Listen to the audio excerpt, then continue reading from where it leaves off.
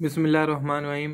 آسمانی کتابوں پر ایمان۔ حضرت آدم علیہ السلام سے حضور اکرم صلی اللہ علیہ وسلم تک جتنے بھی انبیاء اور رسول مبعوث ہوئے ہیں، اللہ تعالیٰ ان میں سے بعض پر کتابیں اور بعض پر صحائف نازل فرمائے۔ ان تمام صحیفوں اور کتابوں کو اللہ تعالیٰ کی طرف سے نازل کردہ ہونے پر ایمان لانا اسلام کے بنیادی عقائد میں سے ایک ہے۔ سابقہ آسمانی کتب اور صحائف آج محفوظ نہیں ہیں اور ان میں تحریف ہو چکی ہے، جبکہ قرآن مجید میں ہر قسم کی تعریف اور کمی بیشی سے محفوظ کتاب ہے۔ اس کی حفاظت کا ذمہ اللہ تعالیٰ نے خود اٹھایا ہے، اس لیے تا قیامت یہ کتاب محفوظ رہے گی۔ تقدیر پر ایمان۔ لفظ قدر عربی زبان کا لفظ ہے جس کے لفظ معنی اندازہ لگانے اور پیدا کرنے کے ہیں۔ اصطلاح شریعت میں اس سے مراد اللہ تعالیٰ کا وہ ذاتی ارادہ ہے جو مختلف حقائق کائنات کے تعلق میں اپنے اپنے مقررہ اوقات پر ظاہر ہوتا ہے۔ اسی کا نام مسئلہ تقدیر یا مسئلہ قضاء قدر ہے۔ اس کائنات میں انسانوں کے تمام احوال و کیفیات کا علم اللہ تعالیٰ کے پاس لوح محفوظ میں ازل سے لکھا ہوا ہے۔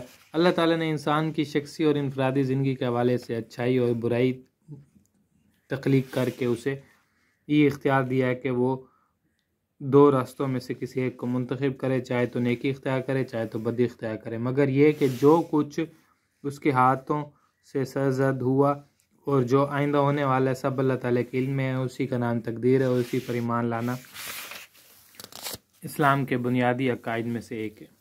اس عقیدے کے مطابق خیر اور شر کا خالق اللہ تعالیٰ ہے۔ اللہ تعالیٰ نے انسان کو خیر و شر کے انتخاب کا حق دیا ہے۔ انسان کے جملہ اعمال اللہ نے لوح محفوظ میں لکھ رکھے ہیں۔ نیک اعمال اور دعائیں تقدیر کو ٹال سکتی ہیں۔ ارکان اسلام 5 ہیں: توحید و رسالت، نماز، زکوٰۃ، روزہ، حج۔ توحید و رسالت: توحید اس بات کی گواہی ہے کہ اللہ ایک ہے، کوئی اس کی ذات و صفات میں اس کا شریک نہیں، اور رسول اکرم خاتم النبیین محمد رسول اللہ صلی اللہ علیہ وسلم اللہ کے بندے اور رسول ہیں۔ یہ اسلام کا سب سے اہم اور بنیادی رکن ہے۔ نماز معراج کے موقع پر فرض کی گئی ہے۔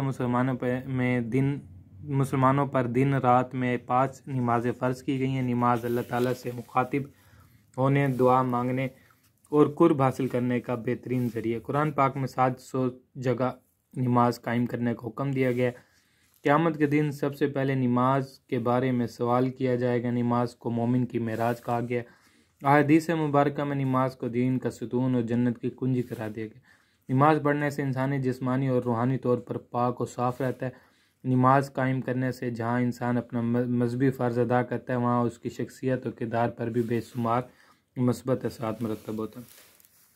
نماز کے معاشرتی اثرات: نماز قائم کرنے سے انسان میں نظم و ضبط، اطاعت، مساوات، اخوت اور بھائی چارہ، باہمی ہمدردی، وقت کی پابندی، باقاعدگی، عاجزی اور باہمی احترام جیسی اعلیٰ صفات پیدا ہوتی ہیں۔ زکوٰۃ کے معنی پاک ہونا، بڑھنا یا نشوونما پانا۔ شریعت کے مطابق حلال مال سے ایک خاص حصہ اللہ تعالیٰ کی راہ میں دینا زکوٰۃ کہلاتا ہے۔ زکوٰۃ ان لوگوں پر فرض ہے جن کے پاس سونا، چاندی، نقدی یا سامان تجارت خاص مقدار میں 1 سال تک موجود رہے۔ قرآن پاک میں زکوٰۃ کے 8 مصارف بیان کیے گئے ہیں۔ صدقات یعنی زکوٰۃ تو مفلسوں اور محتاجوں اور کارکنان صدقات کا حق ہے اور ان لوگوں کا جن کی تالیف قلوب منظور ہے، اور غلاموں کے آزاد کرانے میں، اور قرض داروں کے قرض ادا کرنے میں، اور اللہ کے راہ میں اور مسافروں کی مدد میں بھی یہ مال خرچ کرنا چاہیے۔ زکوٰۃ کی معاشرتی اہمیت: زکوٰۃ سے مال میں برکت ہوتی ہے۔ زکوٰۃ دینے سے مالدار لوگوں میں غریب لوگوں کے لیے ہمدردی پیدا ہوتی ہے۔ اس طرح غریبوں کے دلوں میں امیروں کا احترام پیدا ہوتا ہے۔ زکوٰۃ دینے سے مال کی محبت کم ہو جاتی ہے، اس کی جگہ اللہ تعالیٰ اور اس کے بندوں کی محبت بڑھتی ہے۔ زکوٰۃ سے قومی فلاح کے کام مکمل ہوتے ہیں۔ غریبوں میں احساس محرومی کم ہوتا ہے اور معاشرے میں غربت کم ہو جاتی ہے۔ زکوٰۃ کی وجہ سے نئے مسلمان ہونے والے گھرانے زیادہ اعتماد و اطمینان کے ساتھ اسلامی تعلیمات کو سمجھنے لگتے ہیں۔